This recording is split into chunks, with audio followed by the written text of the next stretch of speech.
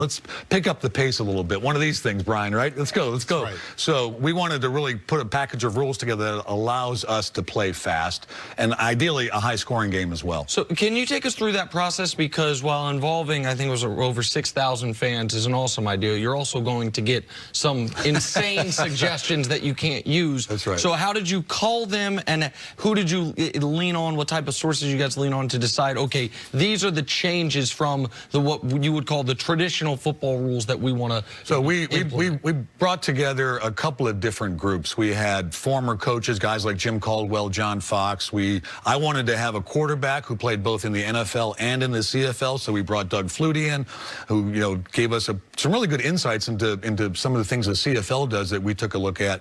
We brought in TV folks. We brought Jim Harbaugh helped us out, current coaches. We brought in medical professionals because health and safety does play a factor.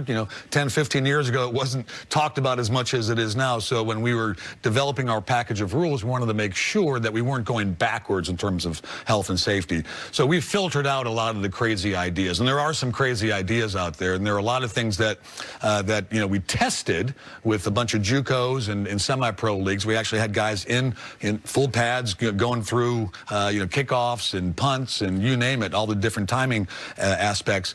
And we wanted to make sure that what we thought looked good on the whiteboard, on the chalkboard, actually looked good on film and was teachable to players, because that's important as well. We've got about a dozen or so innovations, but we don't want a player to be thinking too much, oh, what league am I in, when he's back there kind of fielding a punt, right? Because you got other things to worry about. So I think it came together fairly well with all of that. But the input we received from guys like Caldwell and Fox and Flutie and others really was invaluable for us. One of the most intriguing rules that you guys have come up with is the double forward pass on one play. How did you guys come up with that, and how will that impact the way the game is being played right now at this point? So if you think about it, quarterbacks are in the shotgun 60, 70% of the time nowadays, right? So they're 5, 6 yards back. You can't really throw the double forward. You can't throw that trick play if you're throwing the ball backward already 5 yards from the line of scrimmage, and you got to have your wide out, 6 yards back. You're giving the play away, basically. So we said, let's change that rule. As long as the ball doesn't cross the line of scrimmage, let's allow the quarterback to have, a quick pass to the side, and then allow that receiver to throw it, or the running back on the jet sweep. So we think that it's a big play. We think fans like to see it. We think it's exciting. I loved it. And we've got a bunch of players in our league, guys like B.J. Daniels, former quarterback at South Florida, who's with the Seattle Dragons right now, and he probably won't be the starter, but he can play, right? So you put a quarterback like that or a player like that out on on the slot or in the wideout, I think that play becomes all of a sudden very valuable, and it's an exciting, fun play, often a scoring play. So we think that'll loosen things up a little bit. The other interesting rule: receivers just have to have 1 foot inbounds for a catch. How'd you guys come up with that? That's the college rule, obviously, and we came up with that because it's easier, quite honestly, to officiate.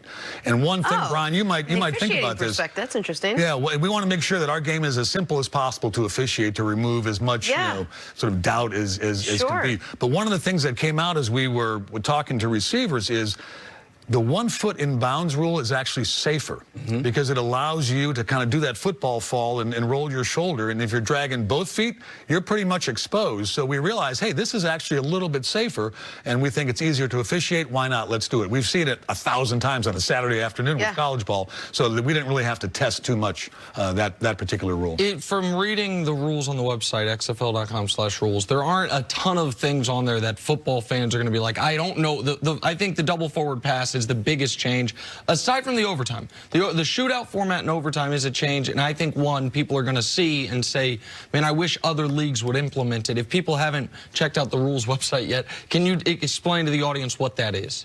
So the overtime rule basically is this. We wanted to come up with a solution where the players that decided the 60 minutes of regulation were the ones that decided overtime. Both teams, right? The offense and defense of both teams. So think about a hockey shootout or the soccer shootout. You've got offensive team A, defensive team B, and then the offensive team B and the defensive team A, and they're running plays, right? Alternate plays from the 5-yard line, play from scrimmage. Whoever scores the most wins the game. We solved for having both offenses and defenses out there, which I think is sort of an issue of fundamental fairness. And we also needed to solve for getting overtime done relatively quickly. Our game is about a 2-hour, 45-minute game with our 25-second clock. So we wanted to make sure we could get an overtime done in 8 to 9 minutes and not, sort of go outside that window of 3 hours. And it removes kickers from the overtime. It does remove kickers from the overtime. Did you consider removing kickers from the league entirely? Yes.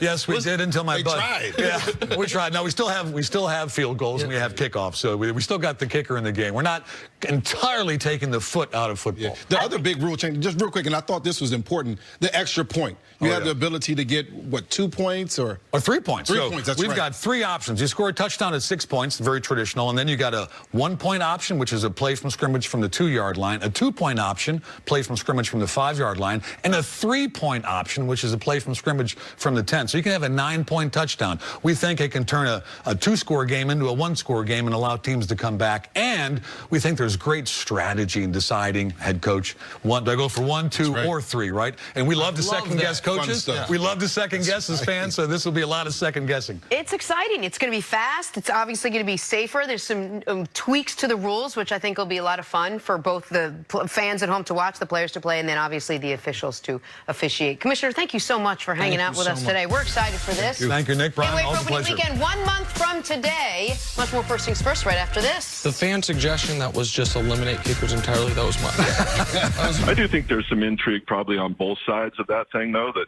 to see if they can do it without the other guy, for Tommy to see if he can win without Bill, and for Bill to see if he can win without Tommy. I think there's probably some intrigue on both sides of that thing to see, where the credit really lies in that situation.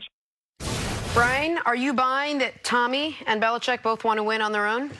I'm not. I really don't think that they would want to win apart from each other. When you have 19 years of success in one place with that one coach, why would you ever want to find out if you can win somewhere else? I mean, that sounds great when I'm on the group chat with my boys and we're in the bar talking about it. Well, you can't win without Donovan. You can't do things without But not that. when it's real life. But in real life, it's hard to win without Bill Belichick, his situational awareness, the things that he's going to help his team achieve on the offense, defense, and special teams. If I'm Tom Brady in year 10, maybe that's a question. But in year 20, that question I don't want to find the answer to, because I don't know how good. You don't actually know what it is to be in another organization. I found out the hard way. Going to San Francisco from Philadelphia was a whole different world. Tom Brady may find that out this year. Now, he may not like what he gets. One of the reasons, though, guys typically want to stay with an organization in the latter parts of their career is because they have earned a special dispensation, especially a player of Brady's caliber, certainly of your caliber,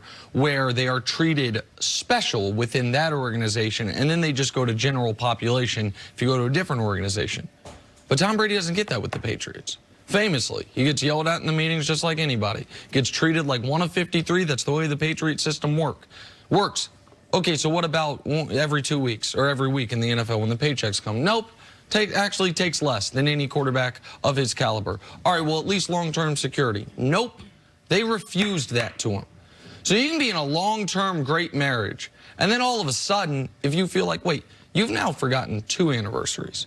You now never send me that good morning, how are you doing text. Where is the appreciation? Where is the love coming on the other end? Then maybe you do say, I wonder how green the grass is. I think Brady ideally would like to spend his whole career with one organization. But the Patriots passed on that certainty this offseason. And as soon as, again, to use a relationship analogy, I've never done this,